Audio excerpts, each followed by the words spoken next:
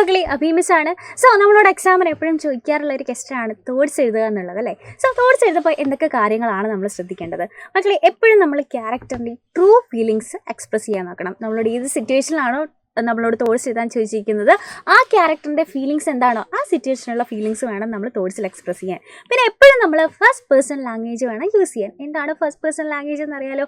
ഞാൻ, എനിക്ക് എന്നൊക്കെ പറഞ്ഞിട്ടില്ലെങ്കിൽ നമ്മൾ ചിന്തിക്കുക നമ്മുടെ കാര്യങ്ങളാണ് ചിന്തിക്കുക അല്ലേ. അപ്പോൾ എപ്പോഴും ഐ, മീ എന്നൊക്കെ പറഞ്ഞിട്ടാണ് നമ്മൾ തോട്ട്സ് എഴുതുക. സോ ഫസ്റ്റ് പേഴ്സൺ ലാംഗ്വേജ് വേണം നമ്മൾ എപ്പോഴും യൂസ് ചെയ്യാൻ. പിന്നെ നമ്മൾ ക്യാരക്ടറിനെ പറ്റിയിട്ട് പ്രോപ്പറായിട്ട് അറിഞ്ഞാലാണ് നമുക്ക് അവരുടെ തോട്ട്സ് എഴുതാൻ പറ്റുക അല്ലേ. സോ ഏത് സിറ്റുവേഷനിലാണ്, അല്ലാന്നുണ്ടെങ്കിൽ ഈ ക്യാരക്ടറിൻ്റെ ആ ഒരു കഥയിലുള്ള ഇമ്പോർട്ടൻസ് മനസ്സിലാക്കിയാലാണ് നമുക്ക് എന്ത് ചെയ്യാൻ പറ്റുക, നമുക്ക് തോട്ട്സ് എഴുതാൻ പറ്റുക.